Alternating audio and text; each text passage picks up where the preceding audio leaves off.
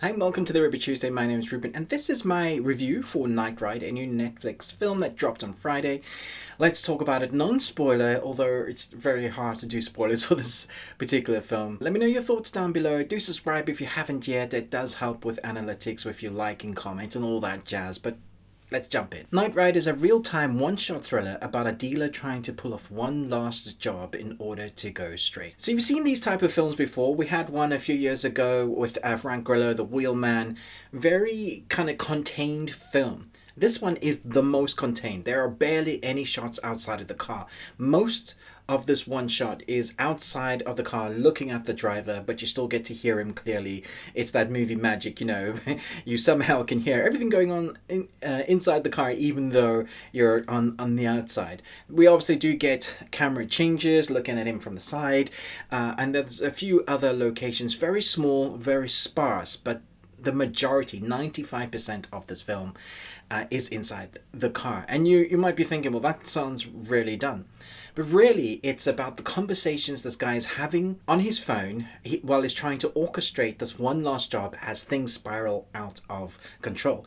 And so we have our protagonist, who I think holds it. He has a very Jason Statham-esque vibe to him. It's I believe the country of origin where this was filmed was, I don't know why it said the United States, because this seems totally French and mostly British. You'll notice by the accents. Anyway, that's where it says on IMDb, those three countries of origins. I would say it's British.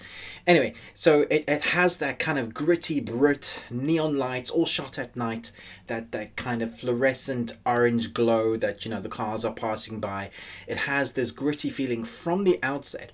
And it's slightly tense at the beginning because we have this story where this guy is trying to get out and go legit, open a garage called Nightride, and also he has this relationship and he has a cousin that he talks to on the phone, and so these relationships develop as we hear him calling all these people throughout the night. But the escalation is of the bad guy, where you do something wrong in order to get out, and the escalation of that is obviously exponential. And there are moments of that I was like, oh, I caught myself like not breathing because it's really tense.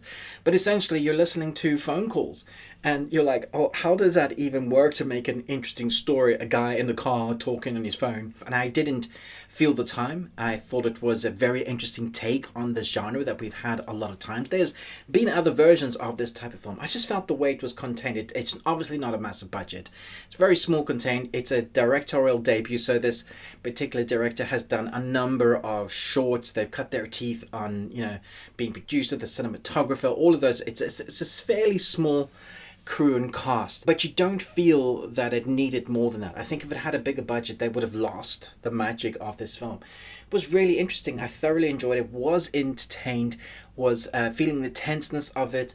I think it was, if it was any longer, it would have lost some of the tightness that it has.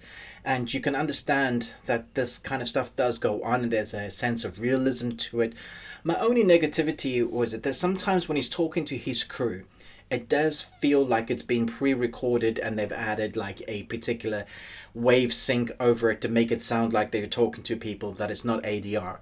I would have liked something in the background of that, some of the talking, just to feel a bit sense of realism. But I guess that's where we lose though, when it's because it's one person and we're following that. Had we cut to the guys who was actually talking to, where the budget would have come in, we might have been able to have just one sense of realism. So had we had some moments where our main protagonist meets up with these guys just one time, I think that might have helped when we're listening to those bits that do sound pre-recorded, even if they have a bit of fuzz over it.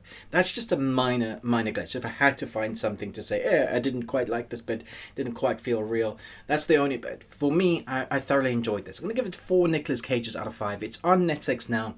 It's one of those diamonds in the rough. You know, when you're skipping late night, like, what should I watch? And you're just skipping and seeming like you're taking way too long to choose something to watch. You've seen all those, or you don't feel like that particular thing, and then you stick this on and you're like, huh, that was pretty good. I don't know I would watch it again, but as a one-time watch, it was really interesting and fun. Let me know your thoughts down below.